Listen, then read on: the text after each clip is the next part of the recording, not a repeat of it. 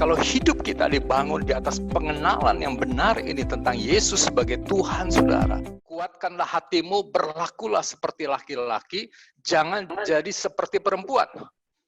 Artinya, saudara, Daud berkata, Salomo, engkau perlu bersikap, berkelakuan sebagai laki-laki, gentle, kadang kau akan menghadapi tantangan yang tidak mudah sebagai seorang raja. Ya, mungkin Daud bercerita lebih jauh, saudara, tentang pengalaman-pengalaman dia kepada Salomo. Ya, di dalam kitab ini nggak ditulis, saudara.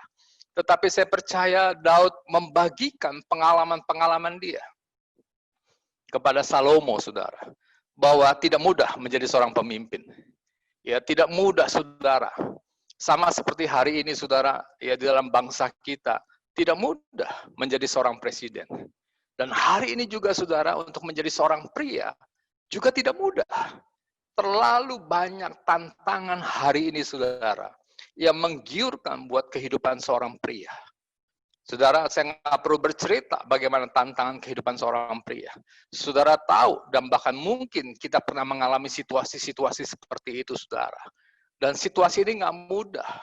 Saudara, tidak mudah hidup bermoral hari ini, saudara. Tapi di dalam buku Etkol berkata, saudara, lebih tidak mudah hidup dalam kebejatan moral. Dan yang paling sukar adalah hidup akibat kebejatan moral. Artinya, saudara, bahwa situasi yang sedang kita hadapi ini, saudara, adalah situasi yang tidak mudah. Dan di dalam situasi ini, saudara, untuk kita bisa melewati tantangan-tantangan terakhir daripada akhir zaman ini, saudara, dibutuhkan pria yang kuat di dalam menghadapi setiap tantangan. Baik dalam kehidupanmu sebagai pria, sebagai suami, sebagai ayah, maupun kau sebagai pemimpin, sebagai owner, ya, pemilik sebuah perusahaan, atau engkau sebagai karyawan, sebagai manajer, sebagai direktur, saudara, di sebuah perusahaan. Hari ini saya berkata, saudara, hidupmu memang tidak gampang. Kita sedang menghadapi situasi-situasi yang sulit ini, saudara. Nah, saudara, kita harus membangun kehidupan yang kuat dari seorang pria. Saudara, Etkol berkata dalam sebuah statementnya, semakin pria membangun hidupnya di atas prinsip, semakin luruslah jalannya. Jadi, saudara, kekuatan-kekuatan pria itu terletak pada prinsip-prinsip yang membangun kehidupannya. Prinsip-prinsip yang dihidupi di dalam kehidupannya. Karena prinsip-prinsip ini, saudara, akan membuat dia mempunyai pilihan-pilihan dalam kehidupannya. Prinsip-prinsip yang benar, saudara, prinsip-prinsip kebenaran firman Tuhan akan membangun hidupnya menjadi semakin hari semakin kuat. Tapi prinsip-prinsip yang salah, saudara, dia sepertinya sedang membangun hidupnya. Tetapi dia sedang membangun sebuah kehancuran dalam hidupnya. Ya, coba saudara buka di dalam kitab Lukas 6 ayat 46 sampai dengan 49. Lukas 6 ayat 46 sampai dengan 49.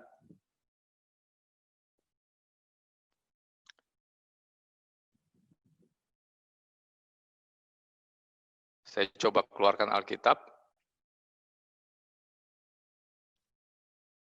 Kitab Lukas 6 ayat 46 sampai dengan 49. Ya, mungkin ada satu orang bisa bantu saya, Pak Denny atau Pak Yandri bisa bantu saya untuk membacakan 46 sampai dengan 49. Saya bantu coba bacakan, Pak.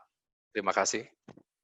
Mengapa kamu berseru kepadaku, Tuhan, Tuhan, padahal kamu tidak melakukan apa yang aku katakan?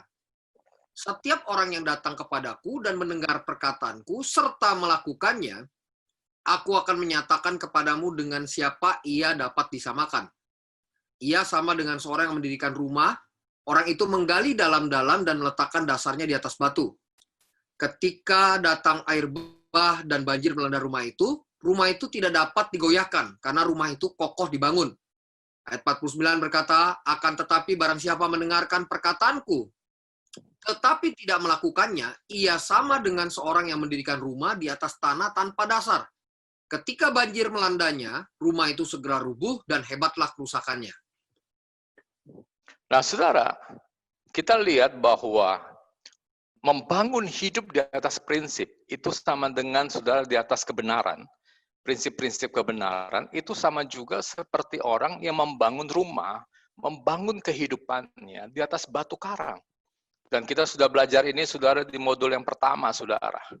Ya, jadi saudara, apakah prinsip-prinsip ini, saudara, masih kita hidupi? Kenapa, saudara? Karena prinsip ini adalah prinsip-prinsip yang sangat penting di dalam kehidupan kita sebagai seorang pria. Kenapa? Karena inilah yang akan menjadi kekuatan kita, saudara.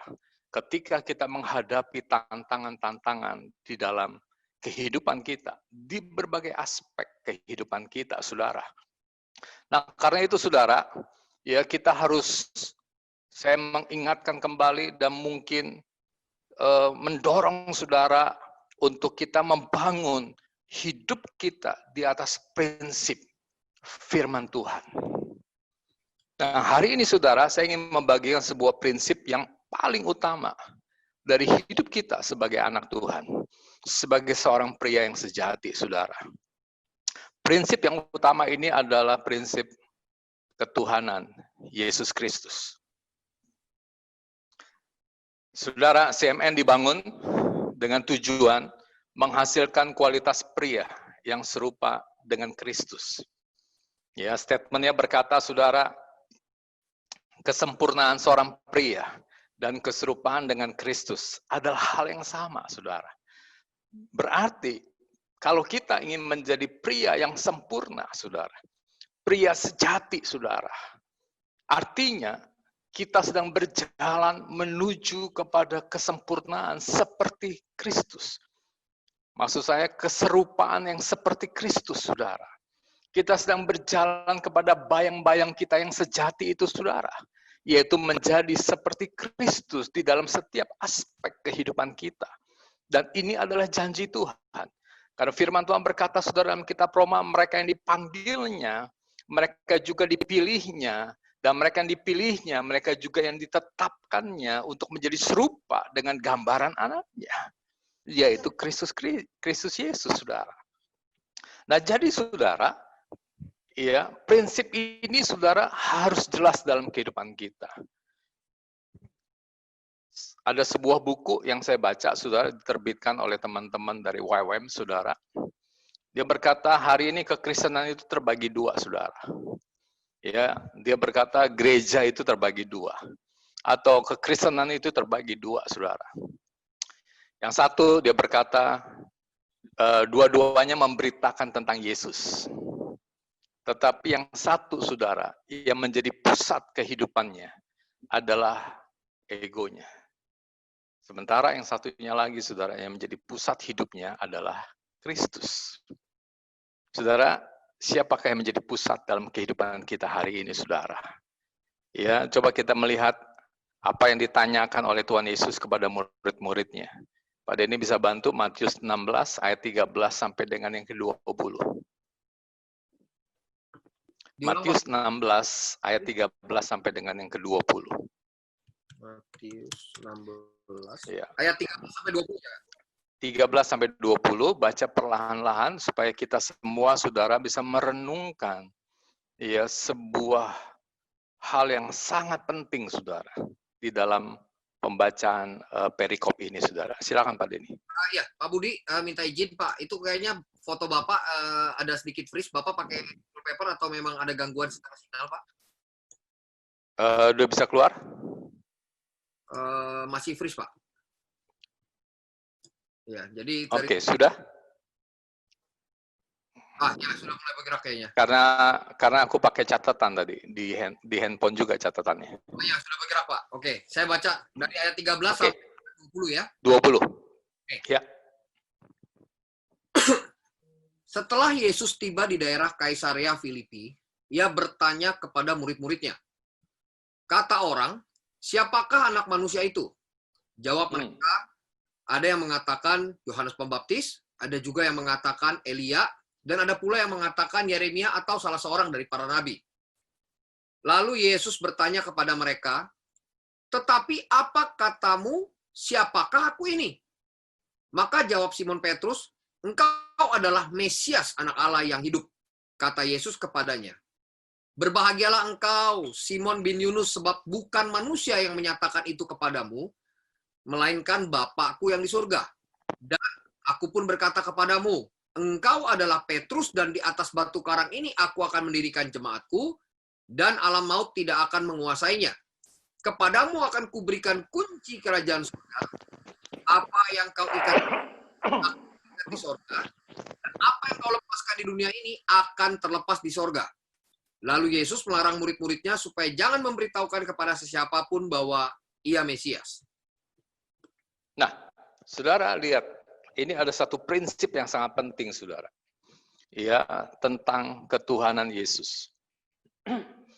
Saudara, pertanyaan yang pertama, Yesus bertanya kepada murid-muridnya, menurut kamu, siapakah aku ini? Menurut kata orang, siapakah aku ini? Saudara, murid-muridnya langsung menjawab, saudara. Menurut kata orang, kamu adalah Elia, kamu adalah nabi-nabi yang lain, saudara, dalam perjanjian lama. Tapi pertanyaan yang kedua, Yesus bertanya kepada mereka, menurut kamu pribadi, menurut kamu, siapakah aku ini? Saudara,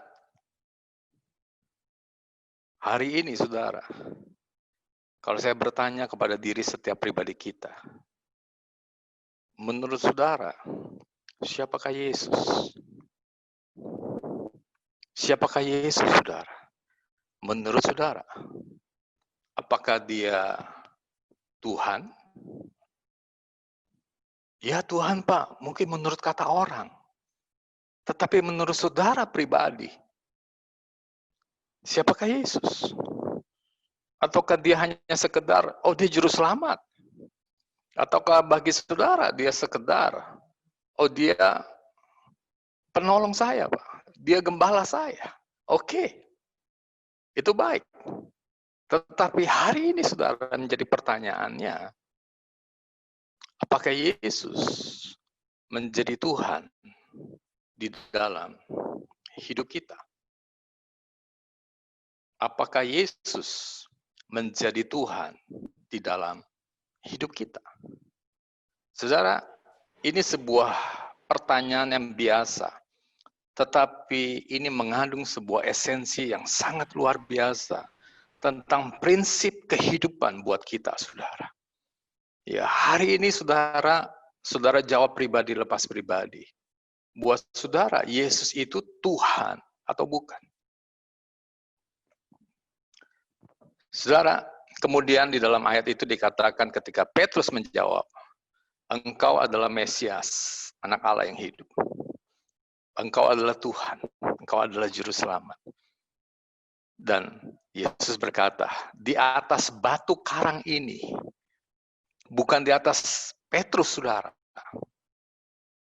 Ya, seringkali kita dapat pengertian dari beberapa pembicara, saudara, pengkhotbah, maksud saya di luar CMN ataupun di dalam CMN, saya nggak tahu.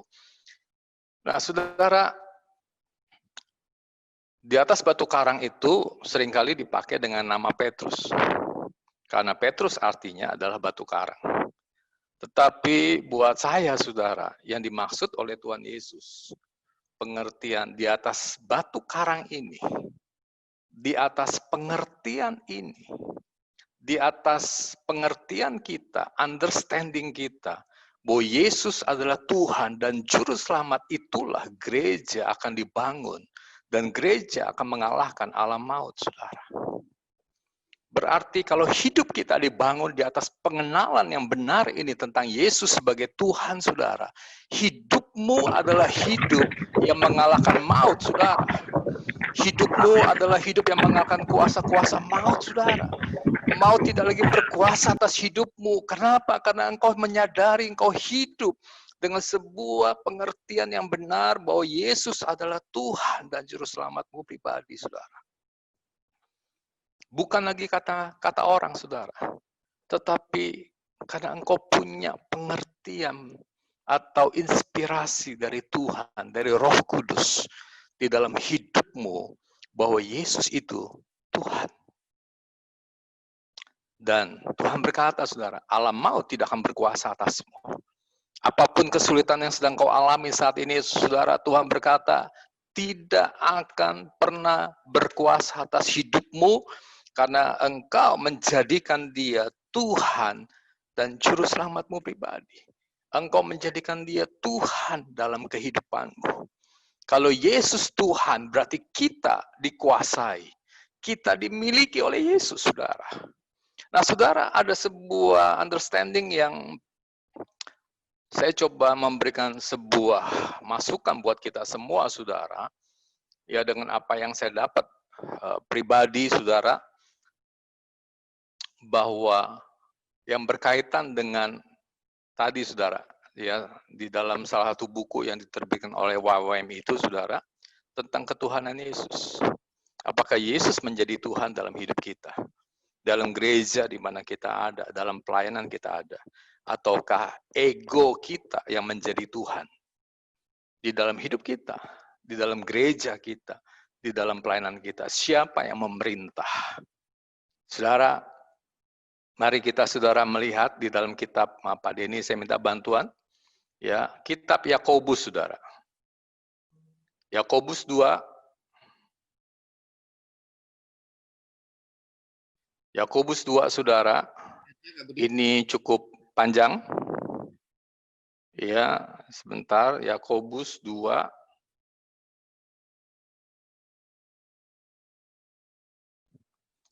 Ya, Yakobus 2, saudara. Ini esensinya tentang iman tanpa perbuatan pada hakikatnya adalah mati.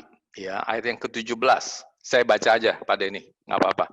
Demikian juga halnya dengan iman, jika iman itu tidak disertai perbuatan, maka iman itu pada hakikatnya adalah mati. Saudara, kita percaya dan kita setuju ya bahwa keselamatan itu datang karena iman, karena percaya, bukan karena perbuatan. Tetapi Yakobus 2 ayat 17, saudara, menarik buat kita. Yakobus 2 ayat 17, saudara, berkata bahwa iman tanpa perbuatan pada hakikatnya adalah mati. Jadi, saudara, di dalam perikop itu dikatakan, tunjukkanlah kepadaku imanmu tanpa perbuatan, dan aku akan menunjukkan kepadamu imanku lewat perbuatan-perbuatanku. Saudara, kembali saya katakan bahwa kita percaya, kita selamat karena percaya. Tapi percaya yang bagaimana, saudara, yang menyelamatkan hidup kita? Di dalam ayat ini dikatakan, saudara, tunjukkanlah imanmu lewat perbuatanmu. Artinya, tunjukkanlah perbuatan-perbuatan iman dalam hidupmu. Maka engkau sedang berkata kepada dunia. Engkau sedang berkata kepada dirimu sendiri. Engkau sedang berkata kepada orang-orang sekitarmu. Iman seperti apakah yang kau punyai? Karena iman tanpa perbuatan adalah mati. Jadi, saudara, ini berkorelasi dengan ayat yang dalam kitab Matius dikatakan, hasilkanlah buah yang sesuai dengan pertobatan. Saudara, artinya kalau kita percaya, kita beriman bahwa Yesus adalah Tuhan dalam hidup kita.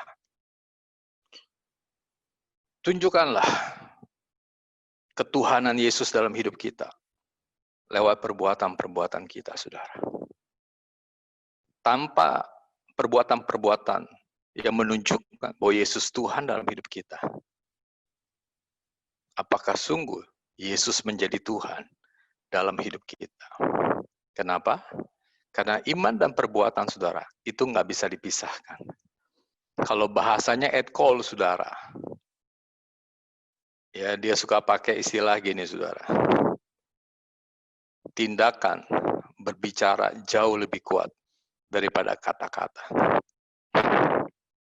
Kalau perkataanmu dan perbuatanmu berbeda, maka perbuatanmu lah yang menunjukkan apa yang kau percayai dalam hidupmu. Jadi perbuatan kita, saudara, itu sangat penting. sebagai bukti daripada iman kita.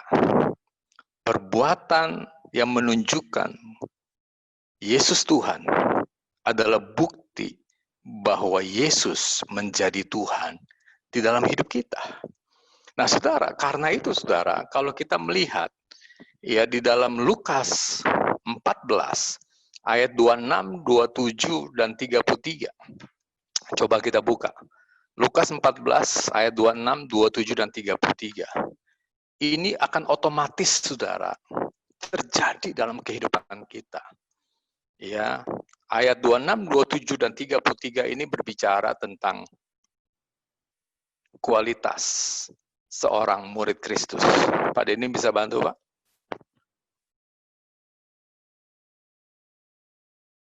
Mau dibacakan Pak Budi? Siap. Boleh dibacakan Pak Denny. Ayat 26, 27 dan 33. Ayat 26. Jikalau seorang datang kepadaku dan ia tidak membenci bapaknya, ibunya, istrinya, anak-anaknya, saudara-saudaranya laki-laki atau perempuan, bahkan nyawanya sendiri, ia tidak akan menjadi muridku. Barang siapa tidak memikul salibnya dan mengikut aku, ia tidak dapat menjadi muridku. Ayat 33, demikian tiap-tiap orang di antara kamu yang tidak melepaskan diri dari segala miliknya, tidak dapat menjadi muridku. Nah, saudara, kita lihat ya di dalam ayat ini adalah kualitas murid Kristus. Saudara, murid Kristus itu bukanlah sebuah program. Karena gereja mula-mula, saudara, ketika orang percaya kepada Yesus, mereka tidak disebut sebagai orang Kristen. Tetapi mereka disebut sebagai murid Kristus. Murid artinya, saudara, orang yang sedang belajar kepada seseorang. Kalau dia murid Kristus disebutnya, dia berarti dia belajar kepada Kristus.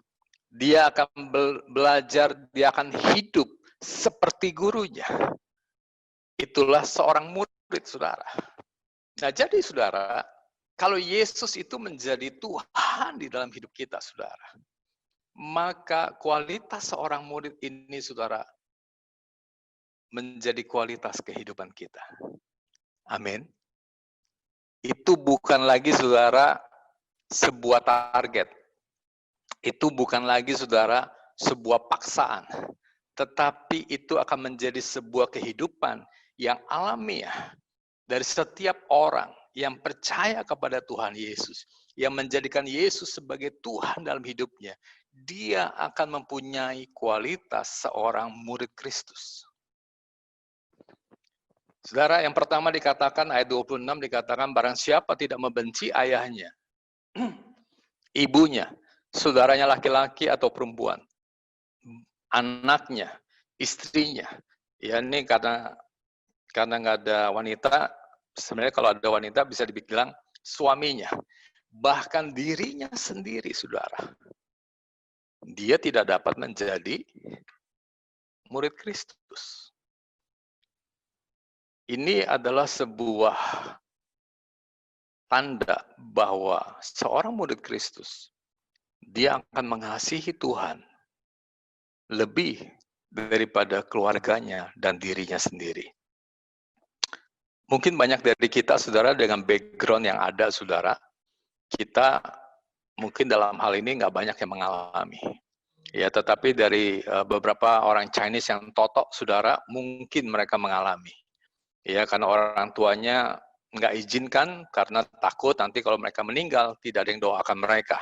Jadi anaknya dipaksa, saudara. Kalau anaknya memaksa diri untuk percaya kepada Tuhan Yesus menjadi orang Kristen, mungkin mereka mengalami sedikit persecution, sedikit aniaya.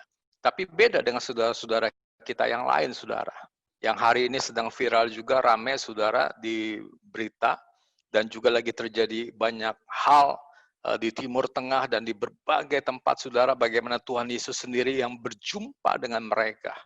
Dan mereka harus dihapus dari catatan keluarga, mereka harus dibuang dari ahli waris, dan mereka tidak lagi diakui saudara sebagai keluarga oleh keluarganya. Ya, mereka mungkin mengalami ayat yang ke-26 ini, saudara. Mungkin kita nggak banyak. Ayat yang ke-27, saudara, mungkin ada sebagian kita yang mengalami, mungkin ada juga yang belum mengalami, saudara. Karena situasionalnya mungkin sedikit berbeda. Tapi dikatakan, saudara, barang siapa tidak memikul salibnya dan mengikut aku, ia tidak dapat menjadi muridku.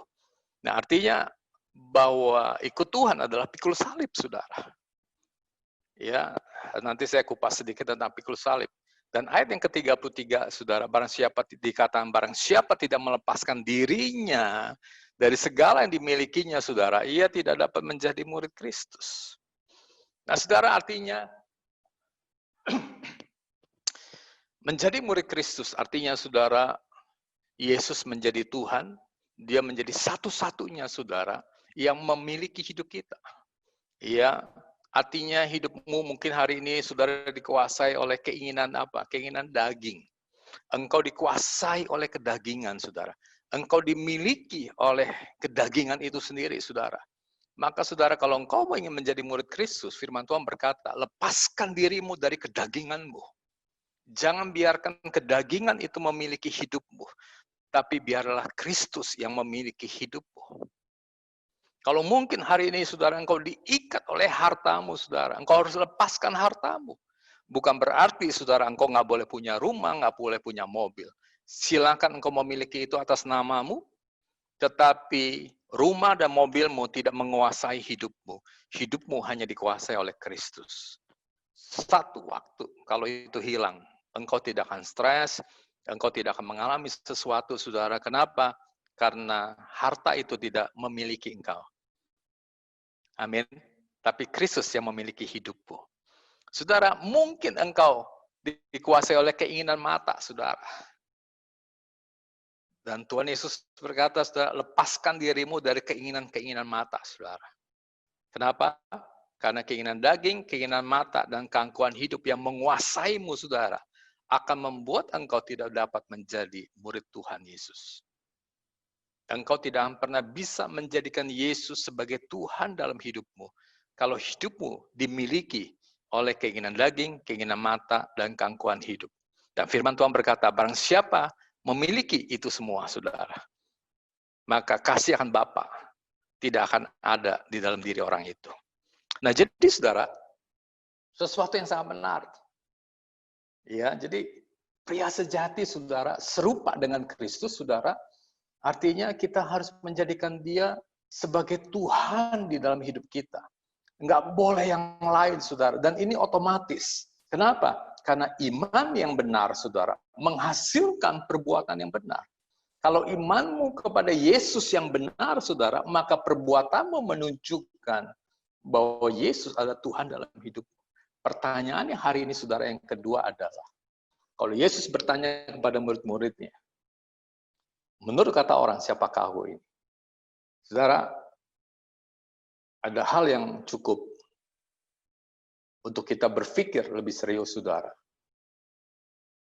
Kita melihat hari ini, saudara, banyak kehidupan kita sebagai orang percaya, tapi kita suka ribut di antara orang percaya. Kita punya problem-problem, saudara, dengan orang percaya.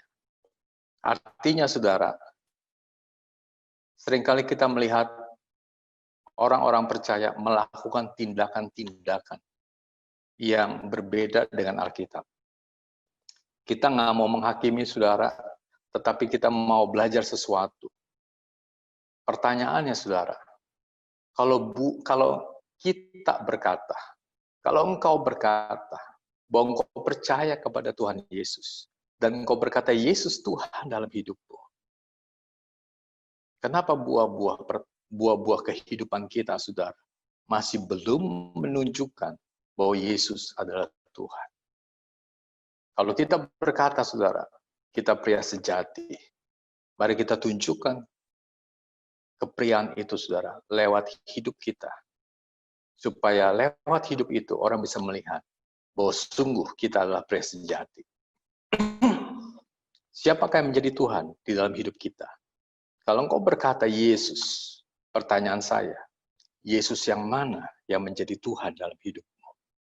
Apakah Yesus yang ada di Alkitab? Ataukah Yesus yang lain? Kenapa, saudara? Karena hari ini banyak orang sudah berkata, oh kan kita percaya karena selamat, Pak. Betul. Tetapi bukan berarti bahwa dengan percaya selamat, kita tidak perlu membangun perbuatan-perbuatan yang sesuai dengan percaya itu, saudara.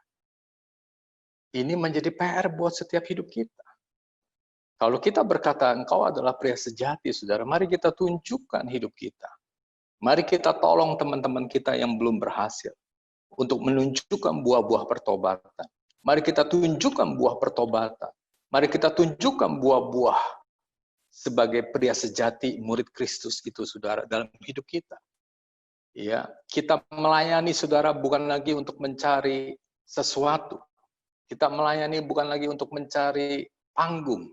Kita melayani, saudara, bukan lagi untuk mencari apa, saudara, pengakuan orang. Bukan. Hanya satu. Kita melayani karena Yesus adalah Tuhan dalam hidup kita. Kita melayani, saudara, kita melayani Tuhan Yesus. Seorang pelayan bukanlah seorang pemilik. Seorang pelayan bukanlah orang yang menguasai, saudara, pelayanan itu. Nah, jadi, saudara, engkau adalah pemilik ataukah engkau hamba di dalam pelayanan. Itu baru ketahuan, saudara, ketika pelayananmu diambil. Bagaimana reaksimu, saudara? Kalau engkau sakit, kalau engkau marah, saudara, kalau engkau, apalagi engkau sampai marah-marah, saudara, berarti engkau bukan hamba. Engkau adalah pemilik. Kalau engkau pemilik, berarti pelayanan itu, saudara, Yesus bukan menjadi Tuhan.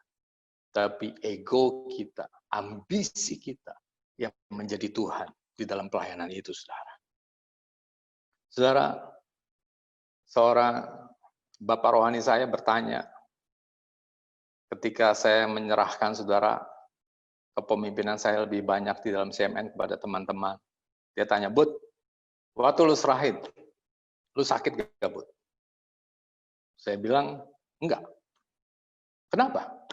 Lah kan situ yang ajar, saya bilang. Bahwa kita dalam pelayanan adalah hamba, bukan pemilik. Tapi kita harus, sebagai hamba, saudara, kita harus memberi yang terbaik dalam pelayanan kita. Tapi kita tetap bukan menjadi pemilik. Kita tetap menjadi hamba. Yang layak mendapat kemuliaan, saudara, adalah yang di atas. Tahun 2006, saudara, saya mengalami sebuah pergumulan. Pelayanan pria lagi berkembang, saudara. Dan saya bersama dengan teman-teman memulai pelayanan, saudara. Tetapi saya melihat tahun 2006, saudara. Tuhan, kok mereka yang mendapat kemuliaan? Kok saya nggak dapat, Tuhan? Kenapa mereka lebih dikenal daripada saya? Saudara, itu pergumulan yang pernah saya alami tahun 2006. Ketika pelayanan pria lagi berkembang begitu luar biasa, saudara, Tuhan lagi bawa. Saya bergumul. Sampai satu hari Roh Kudus berbicara, saudara, dia berkata, Bud, kamu ingat nggak ketika kamu mau naik panggung, kamu berdoanya apa? Roh Kudus ingetin, saudara, saya berdoa, saya berkata, Tuhan, kemuliaan hanya bagi Tuhan. Saya berkata gitu sama Roh Kudus. Dan kemudian dia berkata, ya sudah, itu kemuliaan buat aku, bukan buat kamu. Dan saudara, kebenaran ini memerdekakan saya. Sehingga, saudara, buat saya merasa feel free, saudara. Kenapa? Karena saya bukan pemilik. Tapi Yesus adalah pemilik daripada pelayanan yang saya mulai bersama dengan teman-teman. Saya hanya hamba yang dipakai untuk memulai. Tapi pemilik pelayanan ini adalah Tuhan Yesus.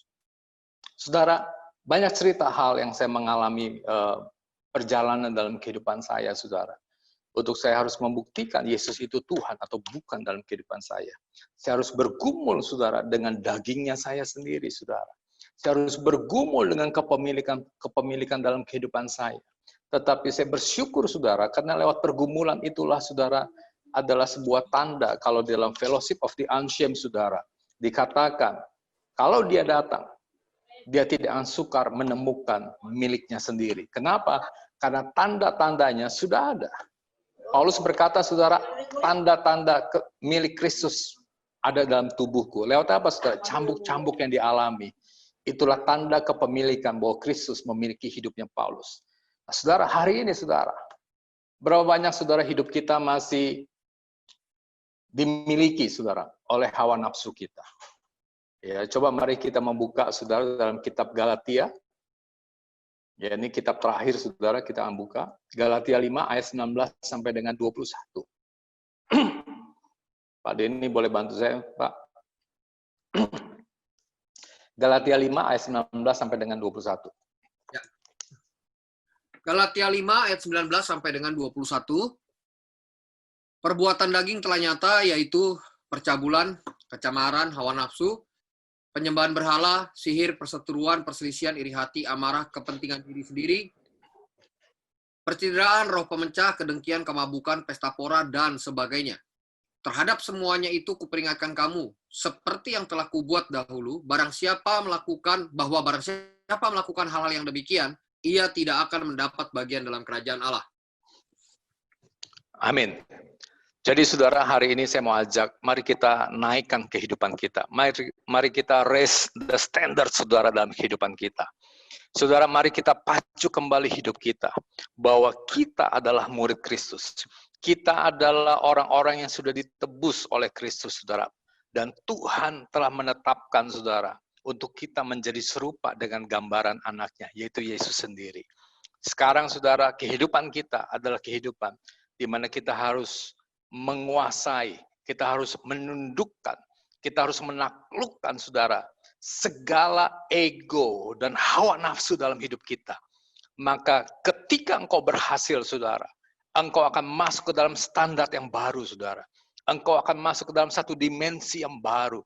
Engkau akan melihat sebuah kemerdekaan yang baru, saudara, yang Tuhan akan bawa engkau melihat, engkau mengalami, dan engkau akan bersuka cita ketika itu terjadi, saudara.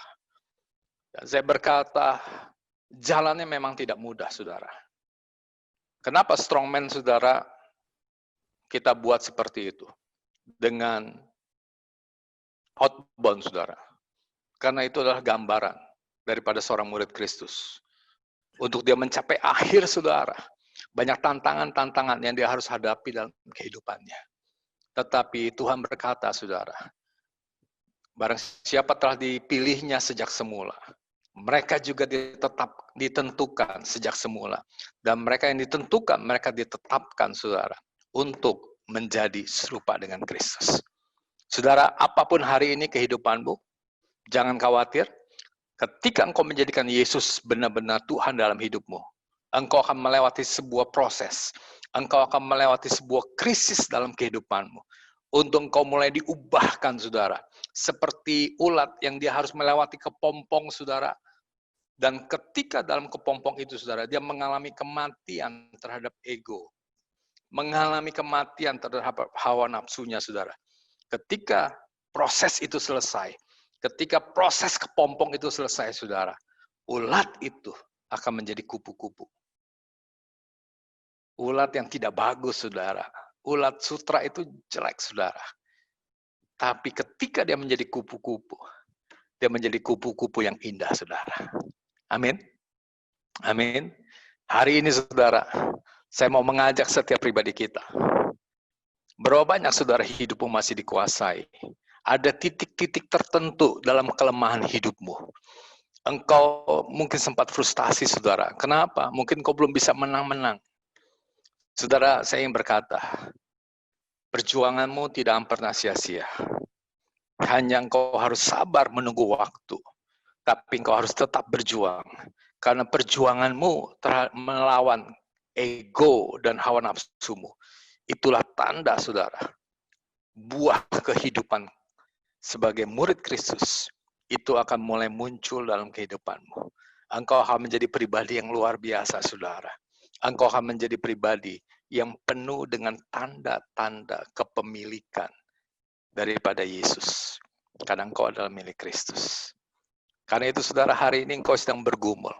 Bolehkah engkau taruh tanganmu di dada, saudara? Saya ingin berdoa buat engkau pada kesempatan ini. Mari saudara, taruh tanganmu di dada dimanapun engkau berada. Saudara, engkau mungkin yang ada di kafe, ada di rumah, silakan. Engkau taruh tanganmu di dada, saudara, nggak usah malu, saudara. Karena kita lagi mau berurusan dengan Tuhan pada saat ini. Bapak, saat ini hamba-Mu berdoa, Tuhan, buat rekan-rekanku, saudara-saudaraku, Tuhan, sepelayanan pria-pria yang ada. Kalau mereka sedang mengalami pergumulan, Tuhan, pada saat ini. Mereka sedang bergumul dengan kelemahan-kelemahan yang ada dalam kehidupan mereka. Bapak, hamba-Mu berdoa di dalam nama Yesus, Tuhan. Biar pada saat ini mereka boleh mengalami kemenangan dalam kehidupan mereka. Dan hamba-Mu berdoa, biarkan ketuhanan-Mu di dalam kehidupan setiap kami kaum pria menjadi semakin hari semakin kuat. Engkau semakin kuat menjadi Tuhan dalam hidup kami. Engkau semakin menguasai seluruh panca indera kami. Engkau semakin menguasai, Tuhan, seluruh hawa nafsu kami. Engkau semakin menguasainya, Tuhan. Keinginan mata, keinginan daging, Tuhan, dan keangkuhan hidup kami. Engkau kuasai, Bapa. Dan Engkau kuduskan semuanya itu. Bapa, hamba-Mu berdoa. Kiranya hidup kami boleh menjadi wangi yang harum, Tuhan. Wangi yang dinikmati oleh banyak orang, Tuhan. Kami tidak takut dengan apapun juga. Seperti Kristus, Tuhan. Dia berani, Tuhan. Tetapi di dalam kasih. Bapak, terima kasih hamba-Mu selesai. Roh Kudus, biarkan Engkau yang berbicara, Engkau yang bekerja, Engkau yang menolong setiap kami pria-pria-Mu. Di dalam nama Tuhan Yesus, semua kita yang percaya sama-sama katakan. Amin. Ya, thank Silakan you. Pak Denny. Ya, thank you Pak Budi buat Sama-sama. diberitakan. Hari ini kita tahu bahwa sebagai seorang murid Kristus bukan kepemilikan, tapi kita adalah sebagai seorang hamba, bagian dari apa yang hari ini Tuhan mau kita kerjakan. Gak ada lagi yang harus dipertahankan, bukan juga semuanya, tapi kita semua ini adalah milik Tuhan jadinya. Baik. Nah, untuk sore hari ini, bagi rekan-rekan semua pria-pria yang mau bertanya, boleh langsung di chat, lalu saya akan mengizinkan rekan-rekan untuk langsung bisa ngobrol dengan Pak Budi. Apa aja pertanyaan terkait bagaimana nih kondisi saya yang saat ini mungkin bicara tentang menaikkan sebuah standar yang paling tinggi. Standar yang paling tinggi adalah kesurupan hidup kita dengan Kristus. Artinya apa yang Yesus lakukan dulu, wajib, harus, kudu kita kerjakan juga dalam kehidupan kita. Apabila rekan-rekan, pria-pria sejati ada yang ingin bertanya secara langsung kepada Pak Budi, silakan bisa langsung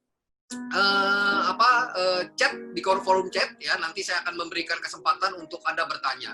Sudah ada satu orang yang mau bertanya, silakan saya memberikan kepada Pak Luki ya. Pak Luki, silakan Pak Luki. Bisa di unmute speaker Bapak untuk Bapak bisa bertanya langsung kepada Pak Budi. Silakan. Ya, selamat sore Pak Budi. Yuk, selamat sore Pak Luki. Wah, Luki Sawinta rupanya. Yuk, silakan Luk. Saya sedang persiapan untuk pekerjaan baru di Papua, di Biak saya. Oke. Ini karena terkendala COVID, pulang dulu ke Jakarta untuk selanjutnya akan pergi ke Biak. Mungkin akan coba setahun dulu, kalau berlanjut bisa terus sana. Jadi ada planning saya untuk bergabung dengan gereja-gereja di sana dan CMN yang ada di Biak. Gitu, karena good. Ya ada sejak bulan September nggak pernah saya pikirkan bahwa Tuhan suruh saya ke Papua. Ini nggak pernah terpikirkan dalam hidup saya. Diteguhkan oleh pendoa 2 orang dan 2 penatua di Abalok Barat. Nah, sekarang saya sedang mempersiapkan diri untuk ke Papua di Biak. Jadi ya rencana begitu sampai Biak, gitu akan ketemu dengan teman-teman semen di Biak lah, gitu untuk di sana gitu. Itu ya. Teman-teman Biak udah sambut kamu tuh Luk di pesan yang mereka titip. Ya, kamu udah baca juga. Mereka siap menyambut kamu, silakan bergabung dengan teman-teman.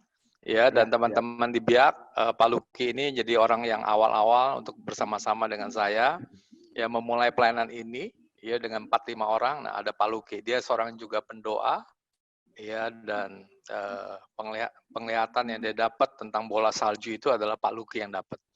Ya, ada butiran salju kecil yang jatuh, yang kemudian bergulung semakin lama semakin menjadi besar dan menghantam sebuah batu, dan kemudian itu pecah, saudara, menjadi butiran-butiran yang banyak sekali dan bergulir lagi, saudara.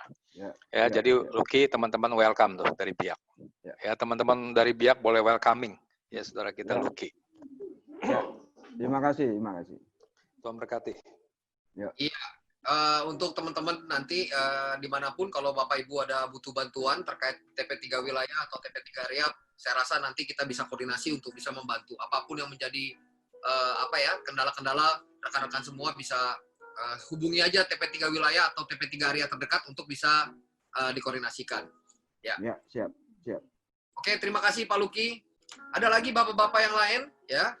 Nah, sebelum saya nanti akan lanjutkan saat ini, Pak Didik mau bertanya, silakan.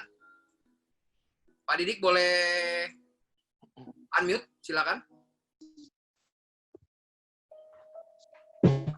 Baik, terima. Ya, selamat sore ya. Waktu Indonesia Papua sudah malam ini, Pak. Oh ya. Iya. Selamat sore Pak Didik. Ya, share dan mohon petunjuk atau dukungannya ya. Kebetulan kami di area Wamena, Papua. Ya, dan ini kami baru membuat satu untuk memfasilitasi teman-teman alumni yang kami perhatikan ada di beberapa grup mencoba mencari rezeki dengan adanya pandemi COVID ini. Ya, teman-teman coba berjualan online. Terus kami dengan ada kan kami Pak Andra juga malam hari ini juga hadir ya. Jadi kami berdua mencoba dari teman-teman dengan membuat grup marketplace Pegunungan Tengah. Ya, mohon doanya mudah-mudahan dengan apa yang coba kami lakukan, baik itu untuk area Wamena maupun Ladijaya, mungkin teman-teman yang ada di sini apabila mendengar dan menyaksikan.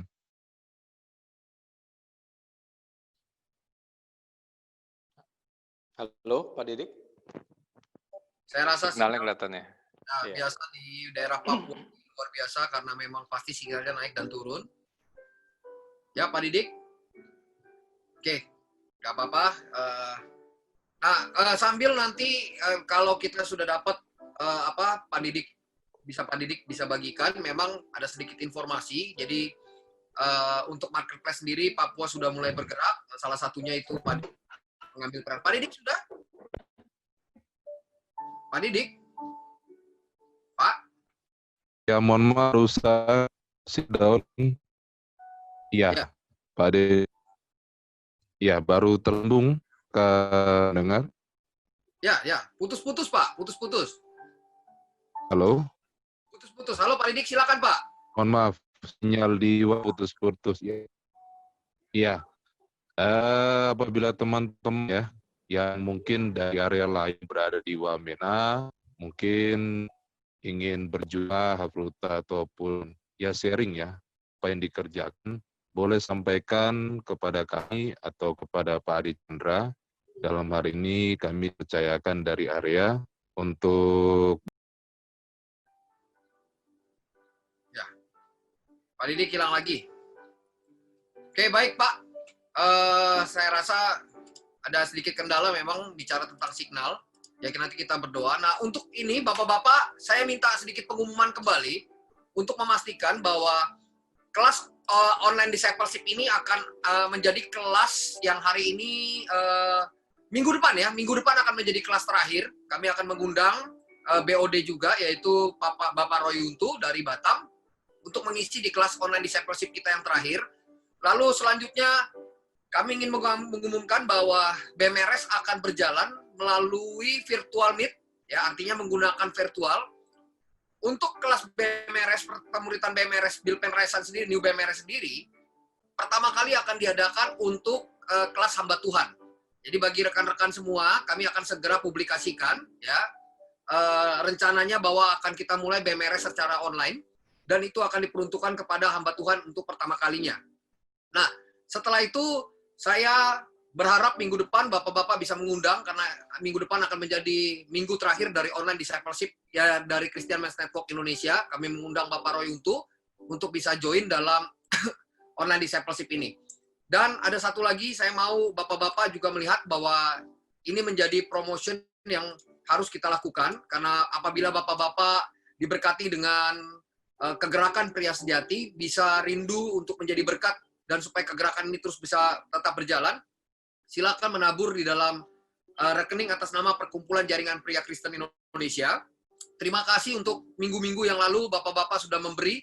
Tuhan Yesus memberkati. Apapun yang Bapak-Bapak tabur tidak akan kembali dengan percuma dan sia-sia, karena kita percaya bahwa kegerakan ini akan terus berjalan dan terus akan membawa banyak pria-pria bertumbuh sesuai dengan karakter Kristus.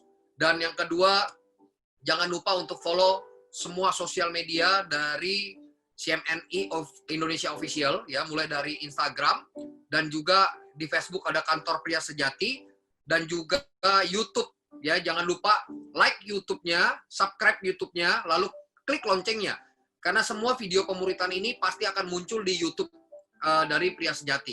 Jadi rekan-rekan semua pastikan bahwa follow sosial media dari Pria Sejati. Kenapa? Karena semua informasi terkait apapun yang ada di Christian Men's Network Indonesia, kami akan upload di sosial media kami, baik itu informasi, baik itu kata-kata motivasi, dan lain-lain, semuanya kami akan lakukan di sosial media dari CMNI. Lalu yang kedua, Kingdom Merchandise Promotion, ya, sekarang menjadi Kingdom Marketplace, karena di bawah PT Citra Manusia Nusantara Indonesia, menjual tidak hanya barang-barang merchandise CMNI lagi, tapi ada banyak sekali yang kita sudah lakukan. Nah, salah satunya apabila rekan-rekan semua tergerak atau mau, ya, buka satu usaha, ada namanya RPX. RPX ini adalah seperti JME atau Tiki. Anda bisa hubungi kepada rekan-rekan dari KMP untuk minta, ya, supaya, karena ini lagi free. Jadi di seluruh Indonesia bisa. Apabila Anda mau buka jasa pengiriman barang, silakan bisa hubungi Akwet ataupun Jaya, ya, ini masih free. Silakan Bapak-bapak bisa langsung, karena KMP sendiri sudah tidak hanya menjual barang promotion, tetapi juga sudah meranah ke berbagai bidang bisnis usaha yang nantinya segala sesuatu yang didapatkan ini untuk membiayai juga kegiatan dari kegerakan Pria Sejati. Jadi silakan, ya, bisa langsung menghubungi kepada kontaknya adalah Bapak Jaya dan juga Bapak Akwet. Ya. Sampai di sini saya mengucapkan banyak sekali terima kasih untuk setiap rekan-rekan yang sudah join pada hari ini, dan sama-sama kita mau terus bertumbuh di dalam karakter yang serupa dengan Tuhan, dan kita mau hidup sesuai dengan kebenaran firman Tuhan. Thank you Pak Budi, ya, terima kasih untuk sore hari ini. Dan Thank you Pak Denny. sebelum kita akan akhiri, saya mengundang Pak Andi akan tutup di dalam doa untuk sore hari ini, lalu kita boleh berbincang-bincang. Silakan Pak Andi.